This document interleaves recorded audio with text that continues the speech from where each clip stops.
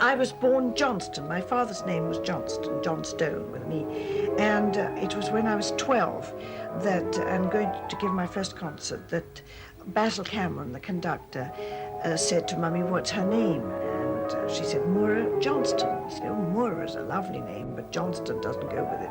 That won't look good on a placard, you know.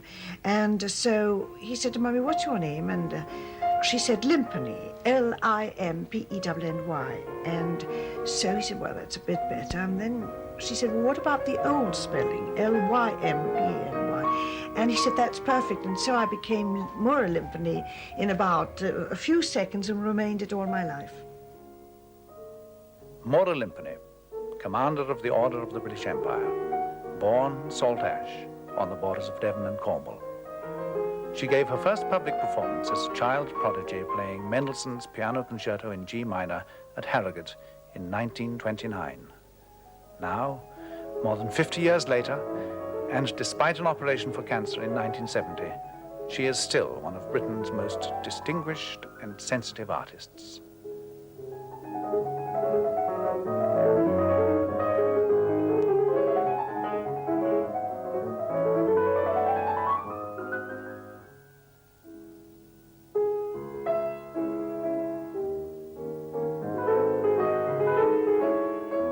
Whenever she can, between concert engagements, she spends time at her home in France, at Raziguer, a tiny village of winemakers in the foothills of the Pyrenees, not far from Perpignan. I arrived in Perpignan, and I said to the taxi, do you know where Raziguer is? It's about 30 kilometers from Raziguer. And he said, oh oui, c'est un petit village perdu, you know, a little lost village. And, of course, the people here are absolutely furious. You tell them it's a lost village, it's not lost at all, but to this man in Perpignan it was. And I found I knew nothing at all about it. And the nearer I got to it, it was like, I don't know, I would say fall in love. Certainly I fell in love with the place. More and more as I approached, I thought, this scenery is so beautiful, it's so romantic. And I fell more and more in love with. So when I arrived here, you know, I was like in heaven.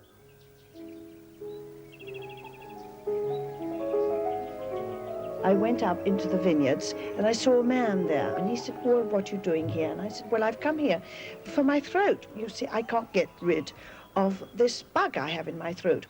And so he said, well, come down and meet my wife. So they offered me an aperitif, and then they said, what is it that you're really looking for? Well, I said, I just want one room with a tiny bit of garden, because I'll put a hammock there or a lie-low, and I can lie down for 1 month in the sun.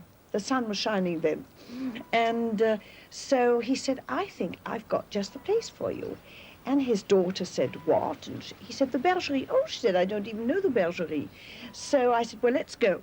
So they got the key and they brought me here. And there were just 2 little rooms and downstairs where the sheep used to be 50 years ago, I must say, and a ladder up to a room at the top.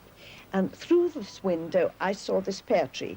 That was all there was. This was a rubbish dump. Absolutely nothing but weeds and dumps. And I gave one look and I said, yes, please, thank you. And so it was all arranged within, you know, like that. And then I signed a little thing. It's so easy here because the moment you've agreed to price and everything, which was very cheap, I may say, you just sign that you're going to buy, and he signs that he's going to sell. And then it's practically an honorable thing to do it from then on. In fact, you don't go back on your word. And so now you have a bergerie and you also have a vineyard. That came afterwards because when I saw that everybody had vineyards here, I thought I must have a vineyard. So then I went to Ernest, who is now he's the president of the CAF. He wasn't then, but he's the biggest owner here. And I said, have you got a tiny little vineyard you could sell me? I'd just love to have something, just, you know, to be part of the village too. So he sold me an acre. And I get about 1,500 bottles a year. That is in a good year, 1,500 bottles. And now I am part of the cave cooperative. I'm cooperatrice, as they say. We've improved tremendously, even the few years that I've been here. I've only been here 7 years. We're now appellation contrôlée, which is, you know, very good. And we've had the gold medal, both for our rouge and our rosé. The rosé, the moment it actually gets warm here, The rosé is drunk by everybody, the rosé of Raziguer, because it's so good, it's so light. And in fact, Alexis Lichine, who you know has written books on the wines of the world, he said that the rosé of Raziguer was the best rosé in the world. I will have 2 weeks doing nothing here, and then suddenly there's this kind of itch comes upon me. Oh, I'm longing to play. Well, I'm longing to start this. Oh, I'm going to start learning this other work. And I go home, and the next morning, 9:30, 10, I'm down at the piano doing my exercises, and then I'm off again.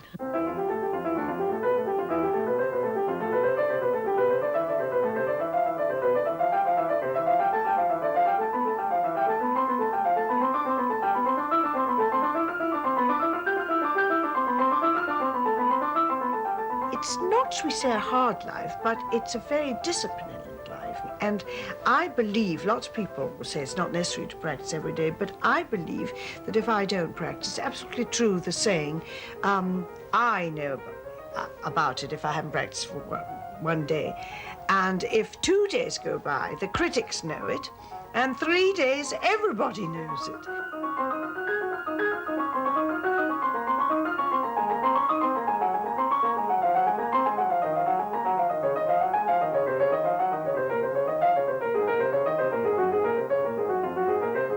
It's become so much part of my life that I feel wrong if I don't do it, you know, and I like to start about 10 o'clock, maybe even 9:30. Sometimes when I think I can't get the work done, I'll get up at 9, and when I get up, I mean I'll start at 9, probably still in a dressing gown.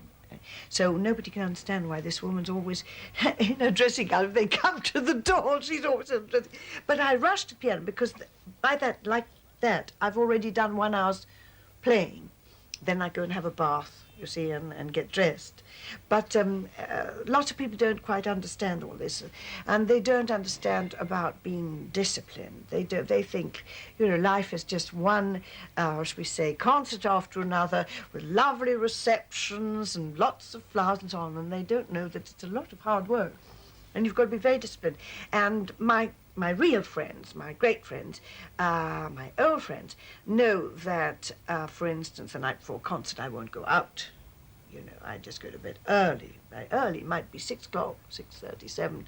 If I finish practicing, I don't waste my time running around the house. You know, I'll get into bed and I'll read, you know, I'll watch television.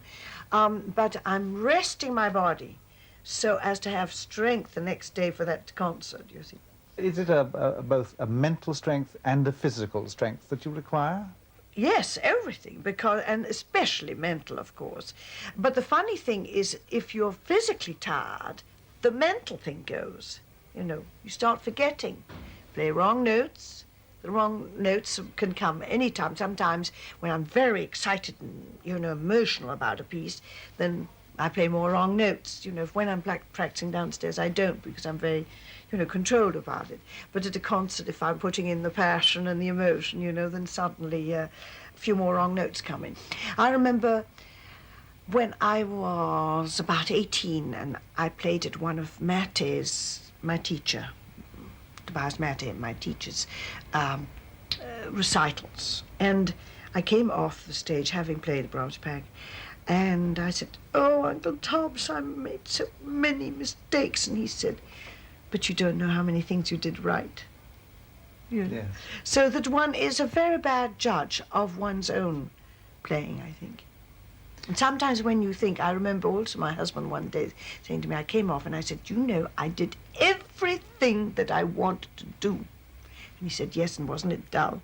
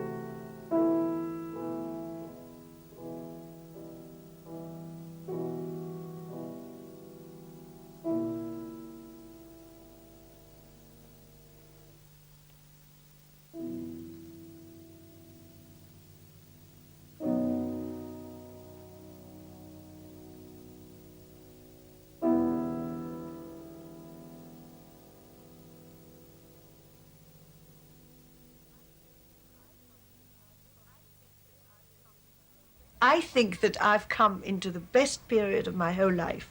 In fact, I think that I am in the best period of my whole life in every way. I've never enjoyed life so much. You know about senior citizens and all this business, you know, I have my senior citizen card, you know. And I think to myself, well, when am I going to, shall I write a book about life begins at 60? No, I don't think I'll write that. Perhaps I might write about life begins at 50 or 55. Because really, I'm so enjoying life, and there's not enough time for all the things that I want to do. And I think that that happiness, that serenity, comes into my playing now, and also the confidence that I have. Even say from in the last year, I feel, and even my nephew, I was playing up in Edinburgh, he's at the National Galleries of Scotland in Edinburgh, and he came to the concert, and afterwards he said, you know, Moura, I heard you play a lot of those pieces a year ago when you know, at the Festival Hall for my 50th anniversary. And he said, so much better and different tonight. So what has happened, I don't know, whether it's confidence, whether it's seeing things in a new life. It's, you know, it's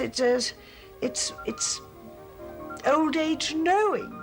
You know, something happens. You know, maturity helps.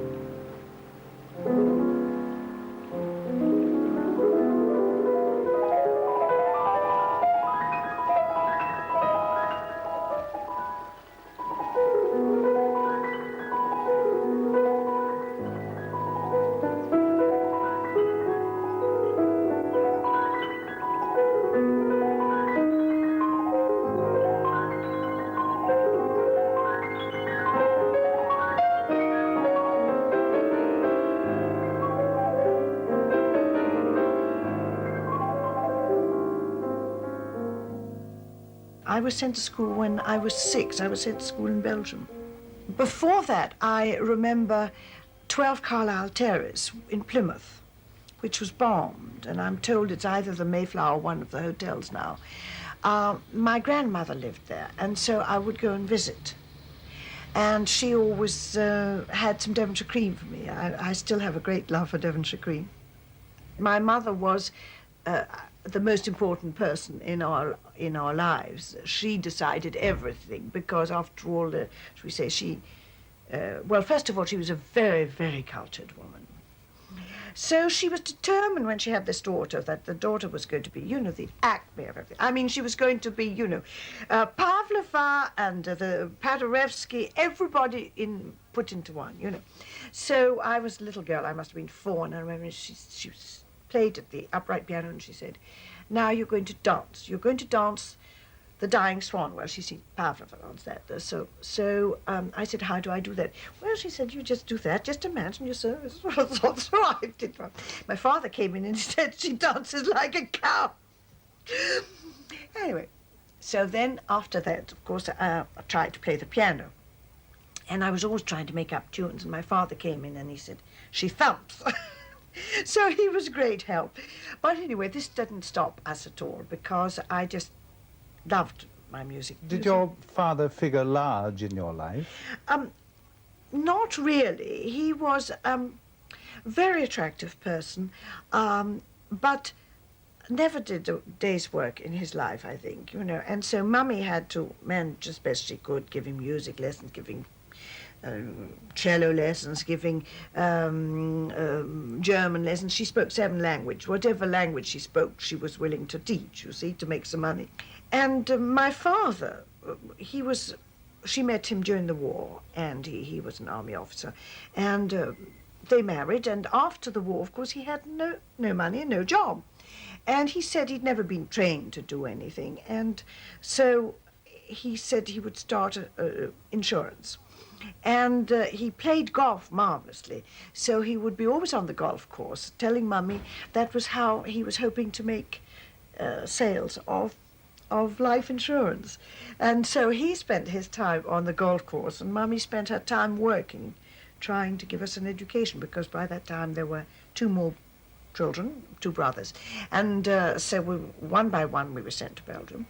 And really, if I may say, it's from Belgium, from the convent, I would say that I owe my music to the nuns, because they began to realize that I had a talent. And then when I was about 9, they arranged for me to go and have lessons with the professor of the Conservatoire of Liège, which was about an hour away from Doncques, where the convent was. And that's where I learnt the Mendelssohn G minor concerto with this professor. You know, it's very funny because most people learn either the Chopin or Mozart first, and everybody was astonished to find I'd learnt Mendelssohn. Well, that was the professor at Liège said, you learn this thing, and so I did. And when it came to my playing for Basil Cameron, which also is quite an amusing story, we were living at St. Leonard's, next to Bexhill. And Mummy took me to my first concert, which was at White Rock Pavilion, Hastings. Basil Cameron was conducting. And there was a young prodigy playing. And when it was over, I said, oh, Mummy, couldn't I play too? So she said, well, we'll ask Mr. Cameron to listen to you. So Basil Cameron listened and, as I said, engaged me. But the Hastings season was all booked up. So he said, would you like to play at Harrogate? And that's how I came to give my first concert at Harrogate at the age of 12. And he said, and what you're going to play? Well, I said, this Mendelssohn Concerto in G minor. So that's how I had studied it, you see, in Belgium, and I was ready to play it in Harrogate when my first concert came.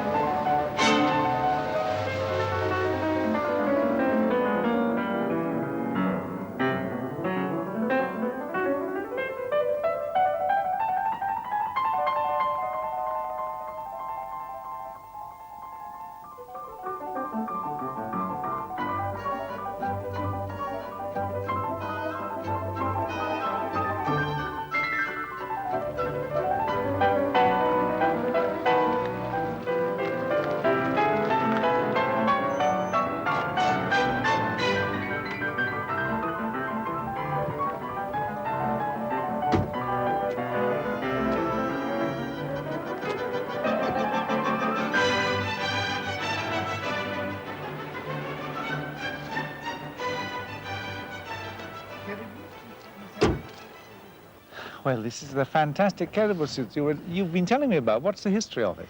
The Cathars were people who started the Cathar religion, and they were heretics. They were against the Catholics, as you can imagine.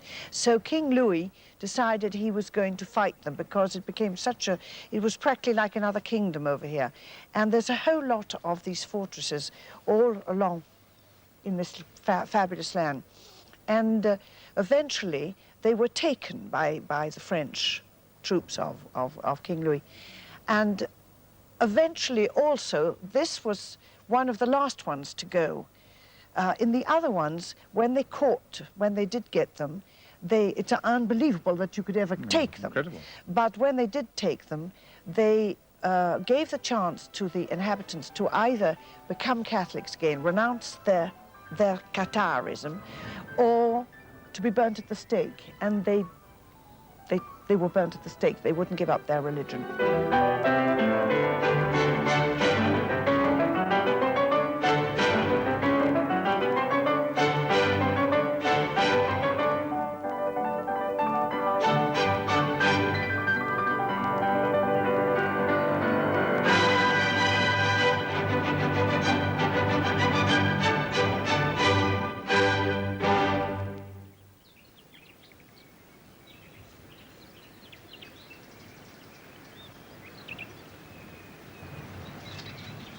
Bonjour, madame. Comment ça va? Bonjour, madame. Comment ça va? Merci va. pour les roses. Elles Oui. sont jolies comme toutes. Elles sont jolies, hein? Oui, oui. Mais il fait pas beau. Non, Non. il faudrait un peu de soleil. Oui. Que ces roses, Oui, oui. elles sont jolies comme tout. Oui. I've been very, very lucky in that I think I've got the most comprehensive lot of friends. That is, from my friends who in France, who are my beloved friends. I'm devoted to them in my little village. All the people who work the land there. It's a village of vignerons, you know, they're winemakers. They'll be out at 4 o'clock in the morning in summer because it's cooler then. And they come home at 9 because after 9 it gets very hot. So they'll go from 4 to 9 working, looking after their vineyards. And those are my friends there. And then I'm very lucky because, well, there was Queen Elizabeth of Belgium, who was the most wonderful person, of course, because she was so musical and such a great artist. And she loved musicians. And though she was a tremendous stickler for protocol, you know, musicians were not supposed to know that. They were a race apart. We weren't supposed to know what protocol was.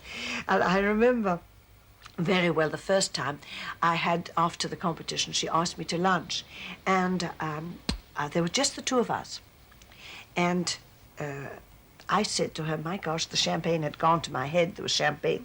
And it must have gone to my head because I said, oh, madame, this chicken is so good. Could I have some more? And so she said, you love your stomach, don't you? I've always loved food. And then I never forget that we had mousseline potatoes. Never, well, that's just mashed potatoes, but never have I ever had mousseline potatoes as good as this. I remember all these years ago. And anyway, the Queen got up to the sideboard and gave me a second helping. Well, years later, I was having lunch again with her, but by this time I'd learned about protocol and what you do, and apparently when the Queen has stopped eating, you stop eating too. And many other things I'd learned, you see. And so this time the maître, the butler, came round and served the Queen, and she didn't take anything. Second time, you see. And so when he came to me, I didn't take anything either. I'd learnt my lesson by then. And she said, why aren't you having a second helping? Don't you like it? And I said, oh, ma'am, you know, you have stopped eating. And she said, oh, well, very well. She called the butler and she helped herself. And she kind of played with this thing till I'd finished what I was doing, and then she stopped. Wasn't it adorable? Not many artists can claim the name of a wine. Moura Lympany can. The winemakers of Reziguer have named one of their choicest red wines after her, and the announcement was marked by a village feast, a cargolade, a typically Catalan occasion. First course, snails. Now, it's not like the snails of Bourgogne. These are the little ones, and they are so beautiful. It takes quite a long time to prepare because, first of all, the snails are fed with farine. What's farine? Flour. And they're fed for 2 weeks. Then you see them, they're absolutely purged and clean. And then they have salt and thyme is mixed together. And you put a little bit, now, can you imagine if you're eating about 18 snails, and there's about 40 people for the cargolade, 40 times 18, it's quite a lot of work to do. Voilà. Ah, voilà, c'est très bien. Très bien. Tout assez? Il y a quelques minutes. Si vous devez m'attendre, hein? De quoi? Non, non, du sel pour les salades. Le sel, Émile. Du sel, oui. Et où va-t-on faire? You drop a little bit of pork fat, or bacon fat, on each one. Alors vous dites que... And then there's this gorgeous grill, and done with the sarment, that's the twigs, the prunings of the vines. Nous opéré depuis quelques jours dans notre village. Et leur dit que nous sommes heureux ici choisir la Ziguère, ses vignes et sa cave coopérative comme support de publicité à la grande et de Moura Lympany. Bravo!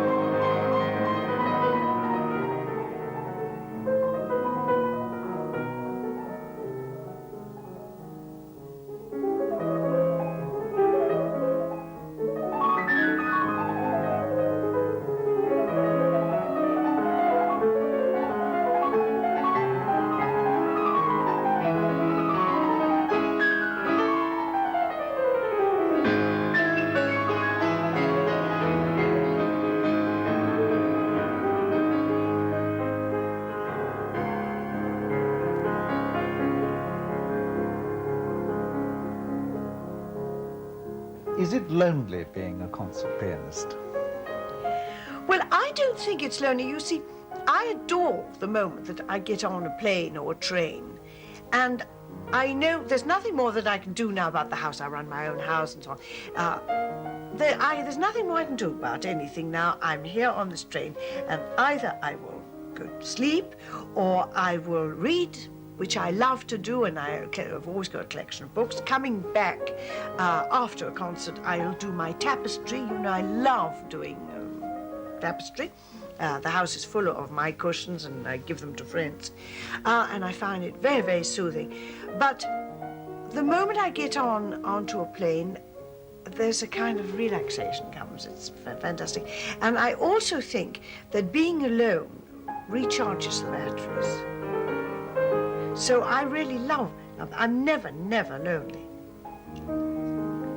Because there's enough within yourself. Oh, well, I mean, I'm always deciding what new roses I'm going to buy. I'm full of my gardening books. I never travel without some sort of gardening book, or, I mean, we don't even know where to put any more flowers in this garden now, because I've ordered some more, and yet I've made another list.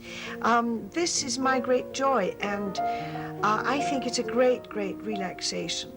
When you're working and you're very tired, sometimes I get up from practicing, and I say, my God, my back, you know, my back's aching so much. Sit down, or else I go out and garden.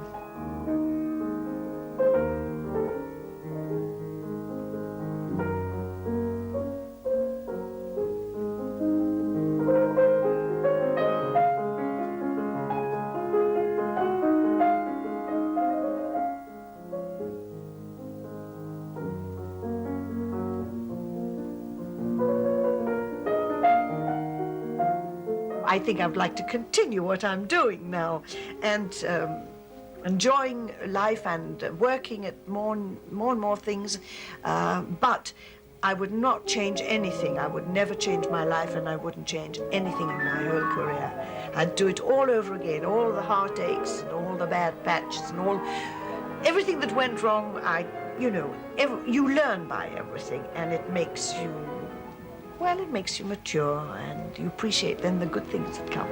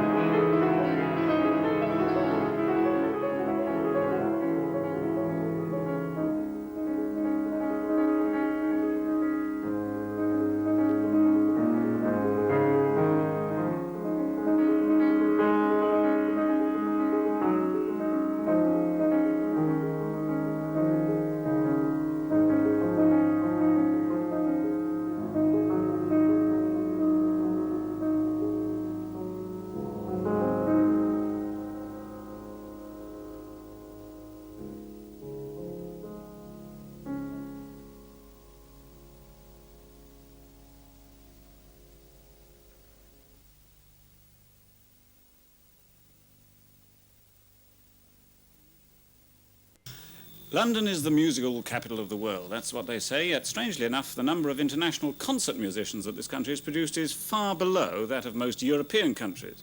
Among the honourable exceptions, however, is Moura Lympany, who's just celebrated her 50th anniversary as a concert pianist with a recital at London's Festival Hall, and James Hogg reports.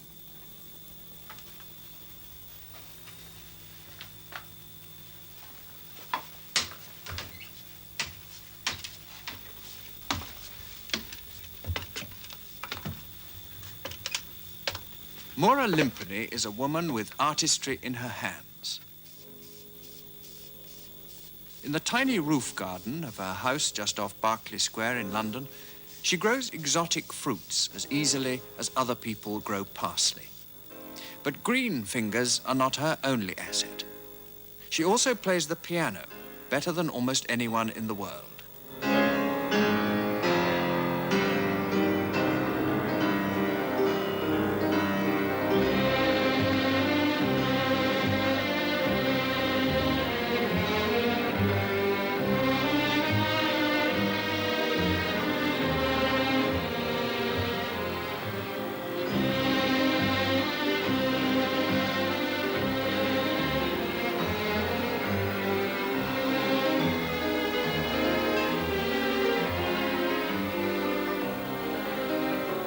Moura, first of all, I'm sure you're having us on. It can't be 50 years on the concert platform.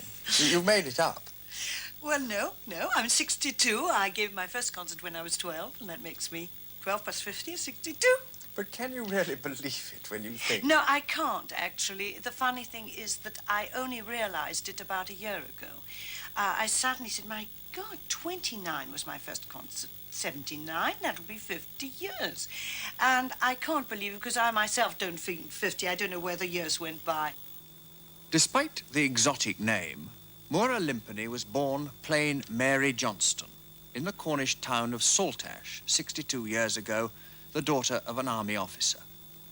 Her first teachers were nuns at the convent she was sent to in Belgium, where she soon demonstrated her prodigious talent. So much so that she was asked to give her first public concert in Harrogate at a mere 12 years old. The conductor, Basil Cameron, decided she should glamorize her rather ordinary name, so Mary Johnston became Moura Lympany, Lympany being her mother's maiden name. During the 1940s and 50s, Moura's reputation grew steadily, and she was asked to play all over the world.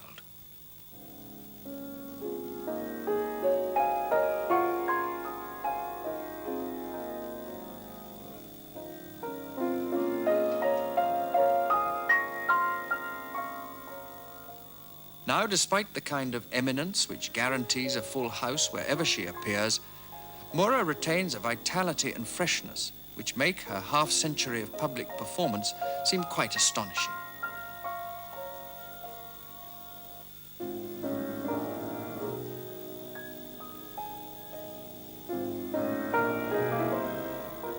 Yet Moura Lympany's life has not been totally unclouded. She's had 2 failed marriages, a child who died in infancy, and 9 years ago she was operated on for cancer.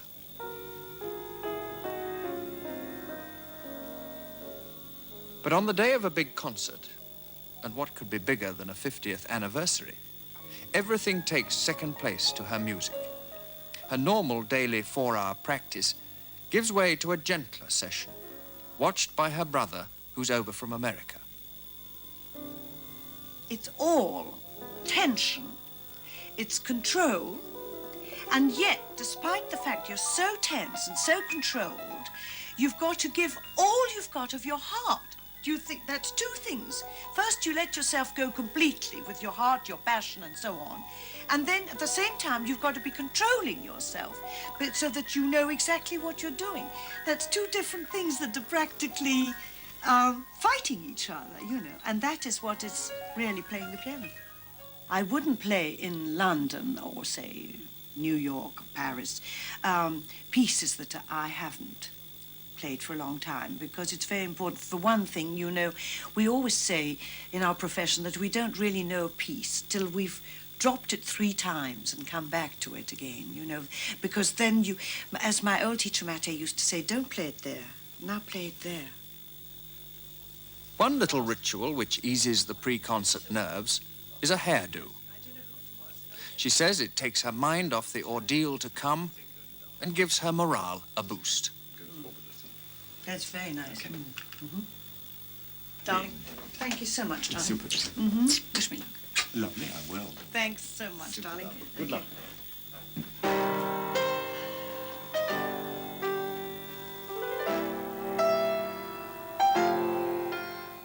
Then, most important of all, a visit to the concert hall, in this case, the festival hall, to get the feel of the place and check the piano. Well, you know, generally I just sort of fiddle around for about 2 minutes to see the stool is the right height and see that I like the sound of the piano. And then I go back to rest. It's very bad to give out emotion in the morning, because if you give it out in the morning, you won't give it out in the evening. Artists generally try and just play very coolly so that they keep all their reserves for the evening.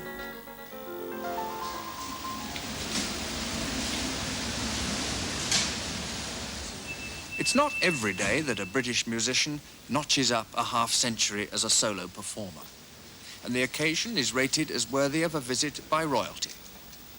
Prince Charles, who plays the cello himself, has come to lend his support.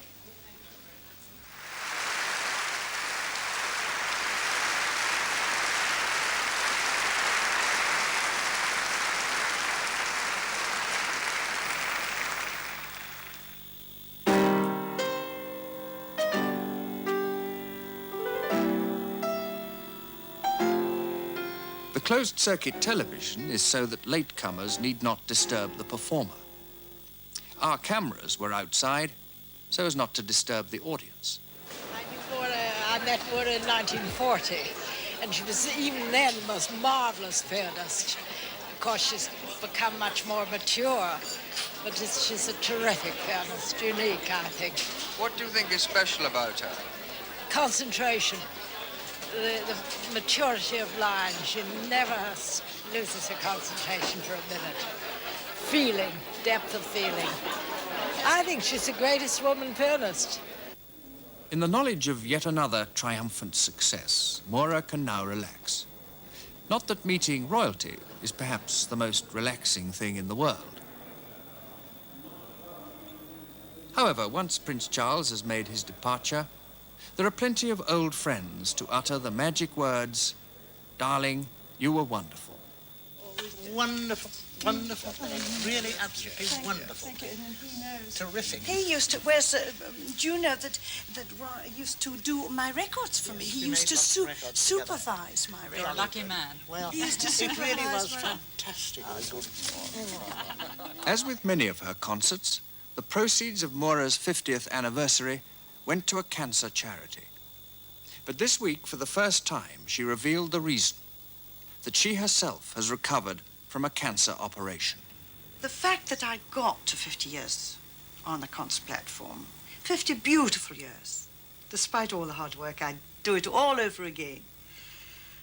I thought, well, wouldn't it be nice this time to just say that I was grateful to God, that I'd had these 50 years. And I had my operation in 1970, that's 9 years ago. And I'm so grateful that I'm alive.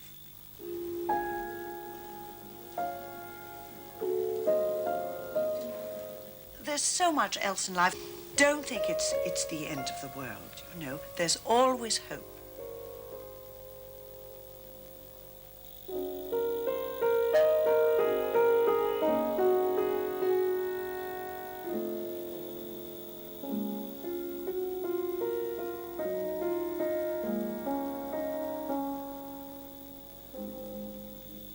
Moura Lympany, a report by James Hogg.